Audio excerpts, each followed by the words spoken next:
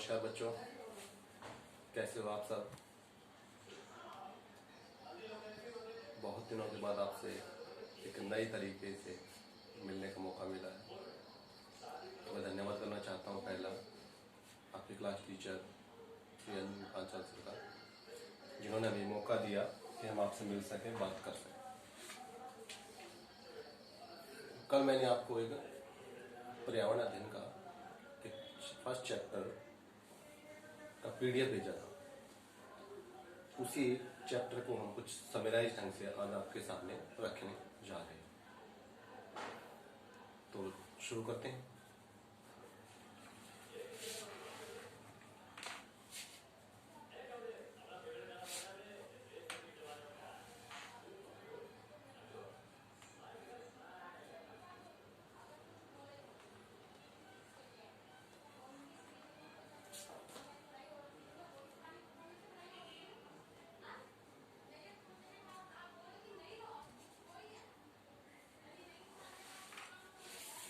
तो सबसे पहले हम बात करते हैं चैप्टर के नाम से ही थोड़ा सा इंट्रोडक्शन हो जाएगा, जिसके बाद हम उसको अच्छे से समझ पाएंगे, जान पाएंगे।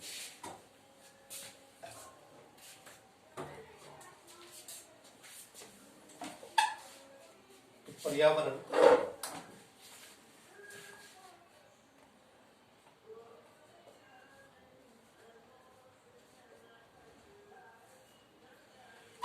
यह शब्द दो अन्य शब्दों से मिलकर बना है।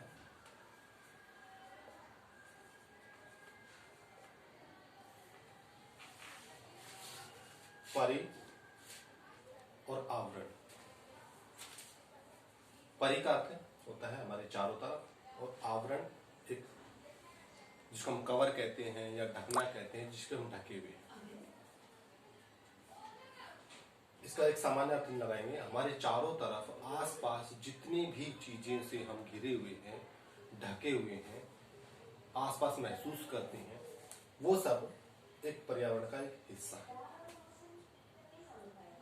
अब आसपास क्या, अभी जैसे मैं बात करूं अपने लेवल पर, मेरे हाथ में एक कॉपी है, ये एक पर्यावरण का हिस्सा है। पेन, ये एक पर्यावरण का हिस्सा है। मैं पर्यावरण का हिस्सा हूँ। सामने व्हाइट बोर्ड है, ये एक पर्यावरण का हिस्सा है। जिस कमरे में बैठा हूँ, ये एक पर्यावरण का हिस्सा है। तो जितनी भी हम अपने आसपास चीजें देखते हैं, ये पर्यावरण का एक हिस्सा है। पर्यावरण को हम इंग्लिश में एनवायरनमेंट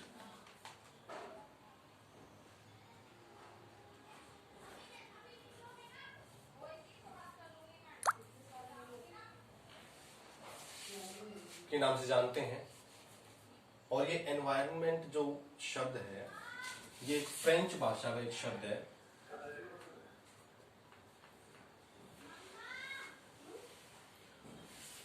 वैसे तो इंग्लिश वर्ड है, लेकिन इसका जो मूल वर्ड है, जो मूल शब्द है, वो फ्रेंच वर्ड से आया है। और वो जो फ्रेंच वर्ड है वो है एनवायरोनेर।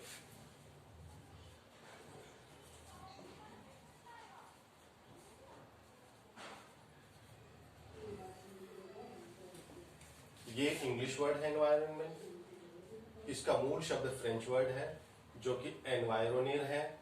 और इस एनवायरोनेर का जो मीनिंग है फ्रेंच लैंग्वेज में, इसे हम पड़ोस कहते हैं।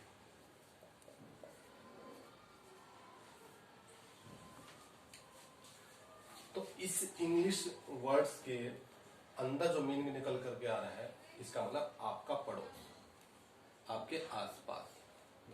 आपके आसपास जितनी भी चीजें हैं वो पर्यावरण में सम्मिलित है। तो आप दोनों ही शब्दों को मीनिंग याद रखेंगे। हिंदी मीनिंग परि जमा आवरण, यानी कि जिस चीज से हम घिरे हुए हैं, ढके हुए हैं चारों तरफ से परि का मतलब चारों तरफ से, वह पर्यावरण है। इंग्लिश वर्ड्स की बात करें, एनवायरनमेंट है, जिसका मूल शब्द फ्रेंच वर्ड एनवायरोनेर से है और जिसका मीनिंग पड़ोस से। अब बात की हमने आसपास जितनी भी चीजें हैं वो सब पर्यावरण के हिस्से हैं, पर्यावरण का भाग है। अब अगर गिनती करने की बात आती है तो बहुत सारे शब्द निकल कर जा जाते हैं, समझना थोड़ा कठिन हो जाता है। तो आप लोगों को समझने के लिए, समझाने के लिए, आसान बनाने के लिए हमने इस चैप्टर में पर्यावरण को 3 हिस्सों में बांट लिया है। तो हमारा पर्यावरण का जो घटक है, भाग है या हिस्सा है, घटक का मीनिंग ही होता है हिस्सा, भाग। तो हम उसको एक डायग्राम बनाएंगे जिसकी सहायता से आप समझते चले जाएंगे।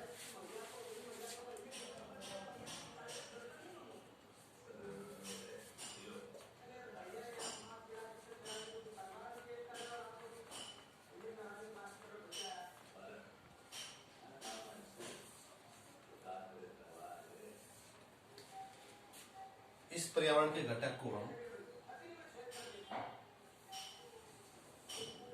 3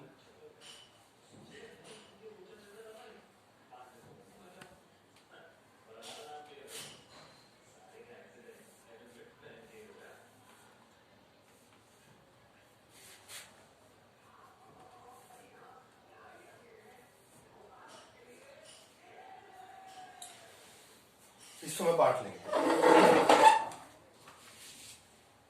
तो पहला जो हिस्सा है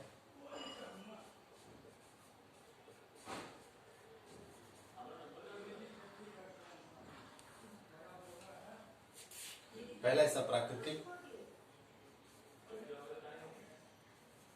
दूसरा हिस्सा मानव निर्मित,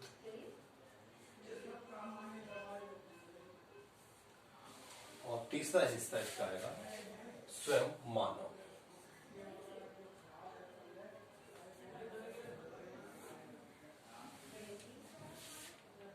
पूरे पर्यावरण को हमने केवल 3 हिस्सों में बांटा है, पहला प्राकृतिक, दूसरा मानव निर्मित, तीसरा स्वयं मानव। अब प्राकृतिक की बात करें, यानी कि वे वस्तुएं हमारे आसपास जिनको मानव ने नहीं बनाया है बल्कि वे स्वयं निर्मित हुई है, जिनका बनने का हमें पता भी नहीं है लेकिन वो हैं, जिन्हें हम प्राकृतिक कहते हैं। एग्जाम्पल लेंगे, हमारे आसपास बहुत सारी चीजों के, पेड़ हैं, पौधे हैं, पशु हैं, पक्षी हैं, नदियां हैं, सागर हैं, पर्वत हैं, मिट्टी है, ये सब प्राकृतिक वस्तुओं में आते हैं, प्राकृतिक हिस्से में आए। अब इसको भी बहुत सारे हिस्सों में बांटा जा सकता है, लेकिन इस प्राकृतिक हिस्से को भी समझने के लिए हमने इसको 4 हिस्सों में बांटा हुआ है। इस पर्यावरण के हमने 3 हिस्से किए, उस 3 हिस्सों में पहला हिस्सा प्राकृतिक किया, उस प्राकृतिक हिस्से के भी हमने फिर 4 भाग किए हैं जिनको आपने समझना है।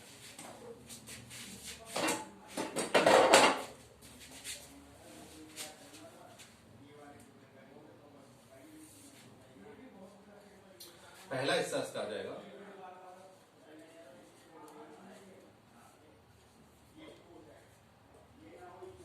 स्थलमंडल। स्थलमंडल का अर्थ हो गया इस पृथ्वी पर जितना भी जमीन का जो हिस्सा है जिसके ऊपर हम रहते हैं, या कोई और दूसरे जीव रहते हैं, या पेड़ पौधे होते हैं, या नदियां हैं, पहाड़ हैं, वो सब के सब इस स्थलमंडल के अंदर आते हैं, यानी कि जमीन। दूसरा हिस्सा इसका आएगा जल मंडल।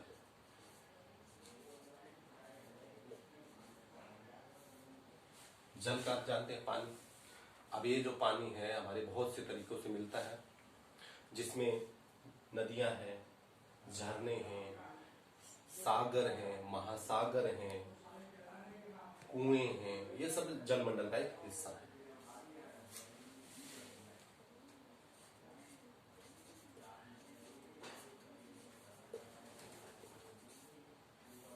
तीसरा हिस्सा वायुमंडल का आएगा, जिसमें हम सांस लेते हैं, जिसमें बहुत सारी गैसें मौजूद हैं, ये सब वायुमंडल का एक हिस्सा है।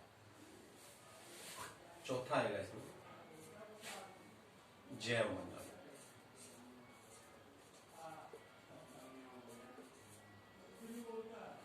जैव मंडल का मतलब जीव। जीव आप देखते हैं स्थल मंडल पे भी मौजूद है और जल मंडल में मौजूद है। ये जैव मंडल इन तीनों की आपस की जब परस्पर प्रक्रिया होती है उसमें मौजूद होते हैं। एक जीव के लिए स्थल, जल और वायु, इन तीनों का होना बहुत ही अत्यधिक आवश्यक है। तो ये जैवमंडल भी प्राकृतिक एक हिस्सा है, वायुमंडल भी एक प्राकृतिक पर्यावरण का हिस्सा है, जलमंडल भी एक प्राकृतिक पर्यावरण का हिस्सा है, स्थल मंडल भी एक प्राकृतिक पर्यावरण का एक हिस्सा है। तो पहला हिस्सा आपका कंप्लीट हो गया है। समझने की दृष्टि से, आपको परीक्षा की दृष्टि से भी आपको ये प्रश्न पूछे जाएंगे कि प्राकृतिक पर्यावरण के घटक कौन कौन से हैं, तब आपको इनके बारे में बताना है। आपसे अलग अलग पूछा जा सकता है, स्थल मंडल किसे कहते हैं, जल मंडल किसे कहते हैं, वायुमंडल किसे कहते हैं, जैव मंडल किसे कहते हैं, अलग अलग पूछा जा सकता है, इससे पूछा जा सकता है। तो हम समझते हैं कि आपको ये प्राकृतिक पर्यावरण का जो पहला भाग है ये क्लियर हो गया। अब हम चलते हैं दूसरे हिस्से, जो कि मानव निर्मित है। मानव निर्मित का अर्थ है जिसके इंसानों ने बनाया है। इंसानों ने देखे तो बहुत सारी चीजें बनाई हैं, इन सब चीजों का जिक्र करना जरूरी नहीं है, लेकिन कुछ समझने की दृष्टि से हम उनको हिस्सों में बांटेंगे या लिखेंगे, जो कि आप लिख सकते हैं। तो मानव ने सबसे पहले क्या बनाया? बिल्डिंगें बनाई, जिसको हम इमारत कहते हैं। आप देखते हैं बहुत सारी बिल्डिंगें, नई पुरानी, ये सब उस पर्यावरण का हिस्सा है जो मानव निर्मित है। क्या बनाया? वो पुल बनाए हैं, ब्रिजेस बनाए हैं, पार्क बनाए हैं। देखिए जंगल तो बनाया है प्रकृति ने, लेकिन जो पार्क का जो निर्माण हुआ वो इंसानों ने किया। उसमें अपने तरीके से पेड़ पौधे लगाना, घासों को उगाना, किस तरीके से कहाँ फूल वाले पौधे होंगे, ये इंसानों ने बनाए। ये पार्क जो है मानव निर्मित है। फिर सड़कें बनाई हैं। सड़कें नेचर ने नहीं बनाई, नेचर ने जमीन का ही निर्माण किया। सड़कों का निर्माण मानव ने किया। इसके बाद देखेंगे उद्योग, फैक्ट्रियां, जितने भी हमारे स्मारक हैं। स्मारक का मतलब क्या? जितने भी हमारे हिस्टोरिकल बिल्डिंग्स, मॉन्यूमेंट्स, जो कभी अतीत में बिल्डिंगें थी और अब स्मारक के रूप में मौजूद है। तो मानव निर्मित में आप याद रखेंगे इन जितनी बिल्डिंग्स हैं, जितने भी पुल हैं, पार्क हैं, सड़कें हैं, उद्योग हैं, स्मारक हैं, ये सब मानव निर्मित पर्यावरण के हिस्से में आते हैं। अब तीसरा जो है स्वयं मानव। मानव भी एक पर्यावरण का एक सबसे महत्वपूर्ण घटक बना हुआ है, हिस्सा बना हुआ है। अब इसमें जो आएंगे वे सब चीजें आएंगी जो मानव ने भौतिक रूप से, चीजों के रूप से तो दिखाई नहीं देती हैं, लेकिन वे चीजें मौजूद हैं। वो कौन कौन सी हैं वो हम एक एक करके समझेंगे, वो जानेंगे। जो चूंकि हमारा जो विषय है सामाजिक अध्ययन, जिसको हम कहते हैं समाज का अध्ययन, उस समाज को किस किस तरीके से मानव ने निर्मित किया है उसको हम जानेंगे एक क्रमबद्ध तरीके से, एक क्रम के अनुसार से। तो वो देखें, वो लिखेंगे, वो जानेंगे।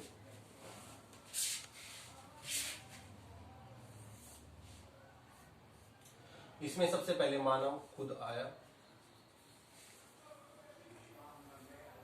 मानव जो पर्यावरण का घटक है उसमें सबसे पहले मानव स्वयं है। उसके बाद उसने निर्माण किया अपने परिवार का। नेचर में परिवार मौजूद नहीं थे, लेकिन परिवार का निर्माण मानव ने किया, अपना हिस्सा बनाया। वहीं परिवार आगे चल करके एक समुदाय का हिस्सा बना। कई परिवार मिलकर के एक समुदाय का निर्माण करते हैं। यही समुदाय और इन समुदायों के बाद एक नई तरीके से एक और संस्था का निर्माण हुआ, जिसे हम धर्म के नाम से जानते हैं। हिंदू, मुस्लिम, सिख, ईसाई, जैन, पारसी, यहूदी और भी पता नहीं कितने सारे धर्म हैं, रहे हैं और आगे आएंगे। ये सब मानव ने ही निर्मित किए हैं। ये सब मानव के घटक में आते हैं। मानव स्वयं, परिवार का निर्माण, समुदायों का निर्माण, धर्म का निर्माण। धर्म के बाद आएंगे जितनी हमारी शैक्षिक संस्थाएं हैं, स्कूल्स हैं, कॉलेजेस हैं, यूनिवर्सिटीज हैं, ये सब इंसानों के द्वारा बनाई गई संस्थाएं। शैक्षिक संस्थाएं आ गई,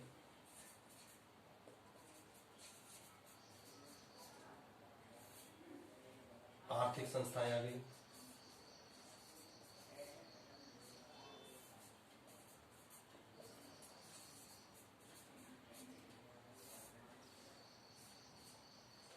आर्थिक संस्थाएं का अर्थ हो गया जो कि पैसे से संबंधित है। जितने भी हमारे बैंक्स हैं, बैंकों का निर्माण है, जितने हमारे उद्योग धंधे हैं, ये सब आर्थिक संस्थाओं के अंतर्गत आ रहे हैं और एक क्रियाएं कर रहे हैं जो सिस्टम बनाया है। इसके बाद बात करेंगे राजनीतिक संस्थाओं की।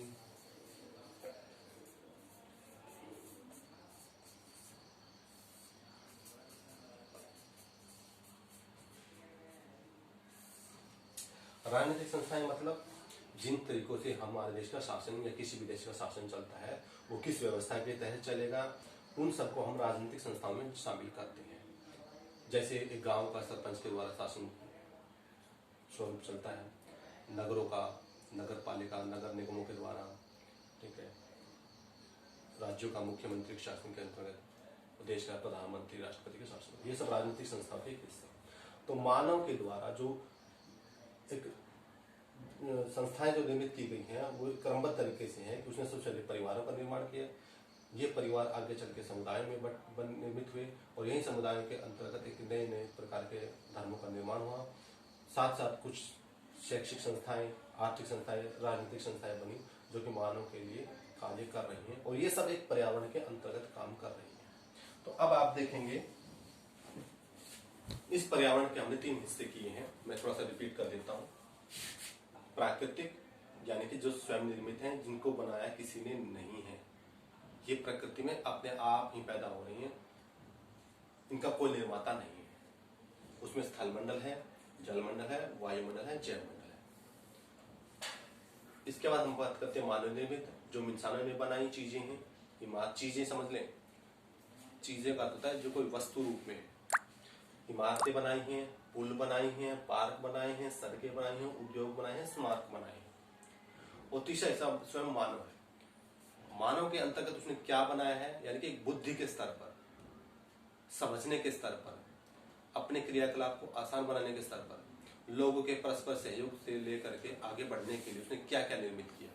तो उसने जो स्वयं सबसे पहले निर्मित किया, उसने पहले परिवार का निर्माण किया, जिसकी सहायता से वो अपने सब क्रियाओं को संपन्न कर पाता था। फिर यही परिवार आपस में सहयोग करते हुए एक समुदाय का निर्माण करते हैं, एक समुदाय का निर्माण हो जाता है।